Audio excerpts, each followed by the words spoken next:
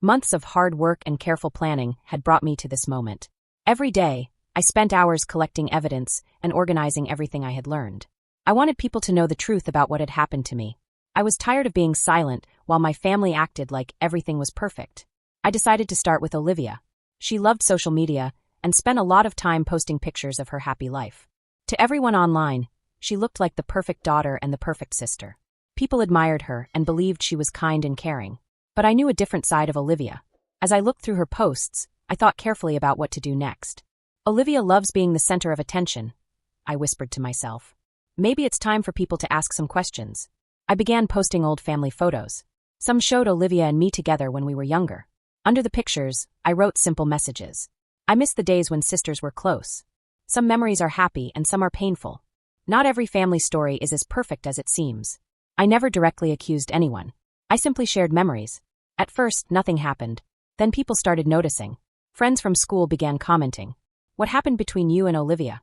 You two used to be together all the time. Why don't we ever see you with your family anymore? Soon, more and more people became curious. The questions spread quickly. Olivia noticed almost immediately. One afternoon, my phone suddenly rang. I looked at the screen and saw her name. For a moment, I thought about ignoring the call. Then I answered. What do you want? Olivia asked sharply. What do you mean? I replied. Don't play games with me, Emma. I know what you're doing online. I stayed calm. I'm only sharing memories. You know exactly what you're doing, she shouted. People are asking me questions now. I took a deep breath. Maybe they deserve answers. There was silence on the line. Then she hung up.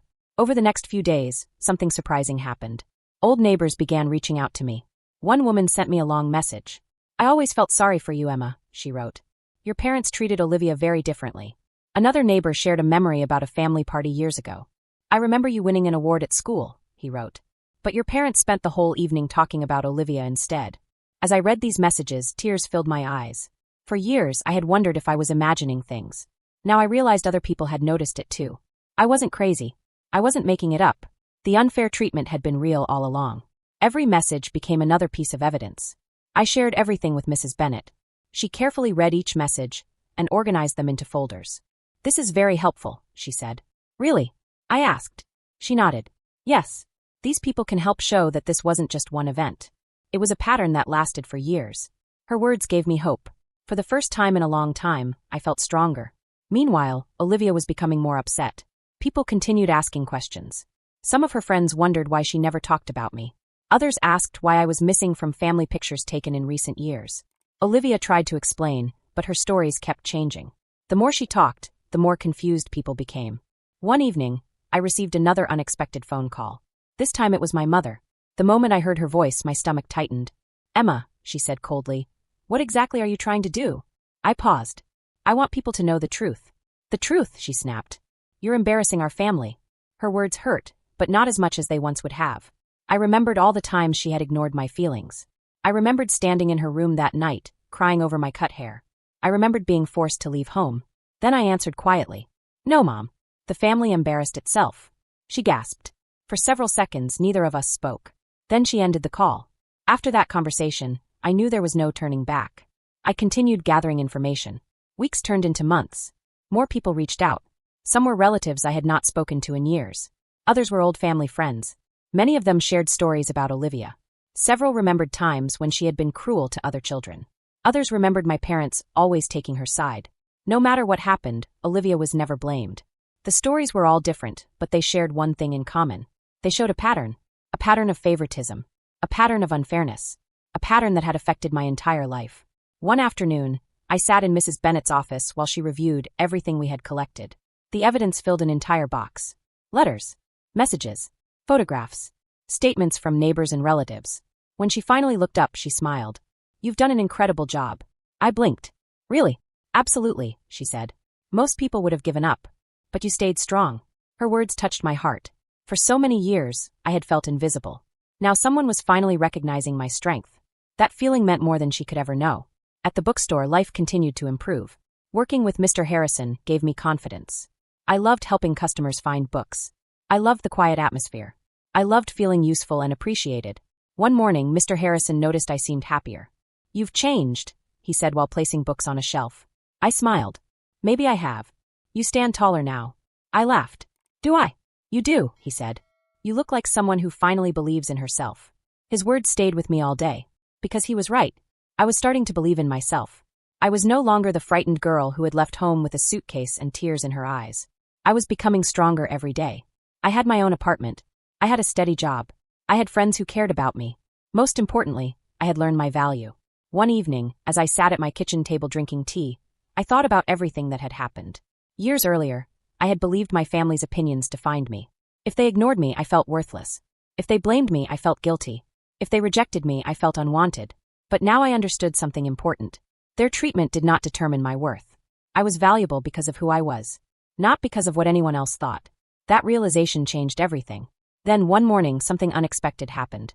I checked my mailbox and found an envelope. The handwriting looked familiar. My heart began beating faster. Slowly, I opened it. Inside was a short letter. It was from my father. "Emma, I have spent a lot of time thinking. There are things I should have said long ago. I would like to talk with you. If you're willing, please call me." "Dad." I stared at the letter for several minutes. Part of me felt angry.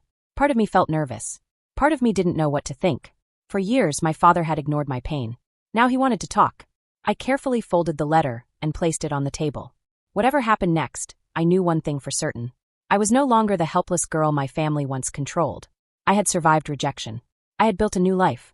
I had found people who believed in me. And most importantly, I had discovered my own strength. No matter what my family said or did in the future, they could never take that away from me. Emma carefully shared her story with family, friends, and relatives. She did not tell everyone everything at the same time. Instead, she told small parts of the truth little by little. She knew that if she rushed, people might not believe her. As more people listened to her story, they slowly began to question the perfect image that Olivia had always shown to everyone. At the same time, Emma worked hard to collect proof. She searched through old emails, saved voice messages, medical papers, photographs, and other important records. Every piece of evidence showed how unfairly she had been treated for many years. Some documents showed favoritism toward Olivia, while others showed how Emma had been ignored and hurt. Mrs. Bennett helped Emma through every step of the process. She explained how the legal system worked and helped organize all the evidence. "The stronger your proof is, the stronger your case will be," Mrs. Bennett told her. Emma listened carefully and continued gathering everything she could find. She wanted to make sure the truth could not be denied. Once everything was ready, Emma waited for the perfect moment to reveal the truth. That opportunity came during the family's yearly reunion. Every relative would be there. Aunts, uncles, cousins, and family friends would all be gathered in one place. Emma knew that if she spoke then, everyone who needed to hear the truth would be listening. When she arrived at the reunion, she immediately felt uncomfortable. The atmosphere felt cold and tense. Olivia greeted her with a fake smile. "It's nice to see you," Olivia said. Emma could tell the smile was not genuine. Her parents barely looked at her. Their faces showed the same disapproval she had seen for years. The family sat down for dinner. People talked about work, school, vacations, and other everyday topics. Everyone acted as if everything was normal. But Emma knew that underneath the polite conversations, there were years of secrets waiting to come out. As dinner ended, everyone moved into the living room to relax and talk. Emma knew this was her moment. She slowly stood up. Then she cleared her throat. The room became quiet. Everyone turned to look at her. "I have something important to share," Emma said. Her voice was calm and steady. No one interrupted her. Emma began telling her story. She talked about the night Olivia cut her hair while she was sleeping. She described how hurt and embarrassed she felt afterward. Then she spoke about the years of neglect. She explained how her parents always took Olivia's side and ignored her feelings. Finally, she told everyone about the terrible night she was thrown out of her home and left without support. As she spoke, the room grew more and more silent. Some relatives looked shocked. Others looked confused. Many had never heard these stories before. Olivia sat frozen in her chair. Emma's parents looked nervous and angry. "What kind of nonsense is this?" her father suddenly shouted. Emma did not back down. "It's not nonsense, Dad," she replied firmly. "It's the truth." Then she began showing the evidence. She held up photographs. She displayed emails. She shared witness statements and records. One by one, she presented the proof she had spent months collecting. The truth could no longer be hidden. The room erupted with reactions. People began talking all at once. Some relatives gasped. Others shook their heads in disbelief. "Olivia, how could you do something like that?" one aunt asked. A cousin turned to Emma and said, "Why didn't you tell us sooner?" Emma understood why people were surprised. For years, she had suffered in silence. While everyone reacted to the shocking information, Emma remained calm. She took out her phone and made a call. "Mrs. Bennett," she said quietly. "It's done. Everyone knows the truth now." "Good," Mrs. Bennet replied. I'll take care of the next steps. As the evening continued, the image of the perfect family began falling apart. People started asking difficult questions. Some relatives demanded answers from Olivia's parents. Others expressed support for Emma. By the end of the reunion, things would never be the same again. Soon afterward, legal proceedings officially began. For the first time in many years, Emma felt hopeful. The road ahead would still be difficult, but she finally believed justice was possible. Weeks later, the case reached the courtroom. The courtroom felt very different from the emotional family reunion. Everything was quiet, organized, and serious. Emma sat beside Mrs. Bennet. Although she felt nervous, she also felt stronger than ever before. Are we ready? Emma whispered. Mrs. Bennet smiled. We've been ready for this for a long time, she replied. Today the truth will be heard. A few moments later, the judge entered the room. Everyone stood. Then the trial began. Mrs. Bennet presented the case carefully and professionally. She showed the emails Emma had saved. She presented photographs and records. She introduced witnesses who supported Emma's story. Each piece of evidence helped paint a clear picture of what had happened. Across the room, Emma's parents and Olivia sat with their lawyer. They looked worried. Their confident attitudes from the past were gone. Mrs. Bennet addressed the court. Olivia cut Emma's hair while she was sleeping, she explained. When Emma sought comfort and support, she was ignored. Later, she was forced out of her home when she needed her family the most. The judge listened carefully. He paid close attention to every detail. From time to time, he nodded while reviewing the evidence. Eventually, it was the other side's turn to speak. Their lawyer tried to make the situation sound less serious. This was simply a family disagreement, he argued. Many siblings argue with each other. This is nothing unusual. Emma could hardly believe what she was hearing. Unable to stay silent, she spoke. Sibling rivalry? She said. They left me with nowhere to live. The judge reminded her to remain quiet. Emma apologized and sat down. Even so, she noticed that the judge seemed to understand her pain. The trial continued for many hours. More evidence was reviewed. More testimony was heard. With each passing moment, the truth became clearer. Finally, the judge was ready to make a decision. The courtroom became silent. Everyone waited nervously. Then the judge announced the verdict. The ruling was in Emma's favor. The court determined that her parents and Olivia had caused serious emotional harm and had acted unfairly toward her. The sound of the judge's gavel echoed through the courtroom. To Emma, it sounded like the end of a long and painful chapter. Tears filled her eyes. For years, she had waited for someone to listen. Now her voice had finally been heard. Outside the courthouse, supporters gathered around her. Reporters also wanted to hear her thoughts. Her story had touched many people because it showed how difficult family problems can sometimes become. One reporter stepped forward. Emma, how do you feel after today's decision? The reporter asked. Emma smiled gently. I feel relieved, she answered. For years I carried this pain by myself. Now I finally feel hopeful. Then she added something important. This victory isn't just for me. It's for anyone who has ever felt ignored, mistreated, or unfairly treated by the people who were supposed to care about them. In the weeks and months that followed, Emma decided to use her experience to help others. She spoke at community events. She joined support groups. She worked alongside Mrs. Bennet to guide people facing similar challenges. Many people found comfort in hearing Emma's story. They saw her as proof that difficult situations could be overcome. Although her life had taken an unexpected path, Emma accepted it with courage. The pain she had experienced no longer controlled her. Instead, it became a source of strength. She had grown stronger, wiser, and more confident. Most importantly, she had found peace. Meanwhile, her family faced the consequences of their actions. The perfect image they had carefully protected for years was gone. People now knew the truth. Emma did not celebrate their downfall. She did not enjoy seeing them suffer. But she finally felt closure. A chapter of her life had ended. As she looked toward the future, she knew challenges would still come. Life would not suddenly become perfect. However, she was no longer afraid. She had survived some of the hardest moments of her life. She had found her voice. She had found justice. And she had discovered her own strength. The people who had hurt her were finally being held responsible. Emma's journey had been painful, but it had also taught her valuable lessons about courage, truth, and perseverance.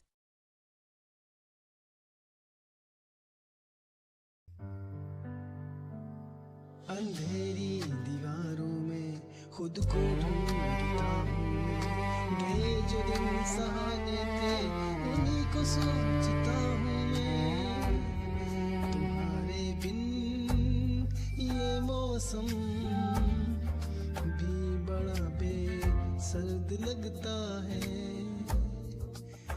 दिल का हर एक कोना अब बहुत ही दूर भरता है अंधेरी दीवारों में खुद को ढूंढता हूँ मैं, ये जो दिन सुहाने थे उन्हीं को सोचता हूँ मैं। तुम्हारे बिन ये मौसम भी बड़ा सर्द लगता है, दिल का हर बहुत ही दर्द भरता है। मेरे साए भी मुझसे अब जुदा होने को कहते हैं, तुझे खोने की राहों में ये आंसू बहने लगते हैं। कहाँ जाऊं कहाँ ढूंढूं मेरा वो साजो सामा, तो मेरी हर एक तमन्ना तू, मेरी रूह का मकां तू। लकीरों में नहीं लिखा जो तुमने ख्वाब देखा था, वफा की इस कहानी में फकत एक गम ही लिखा था। सितारों से भी पूछता है पता तेरा कहाँ होगा, मगर खामोश है दुनिया, कहाँ मेरा जहाँ होगा। बस एक बार मुड़ के देख ले मेरी बेबसी की सूरत, मुझे है आज भी तेरी वफा की सख्त जरूरत।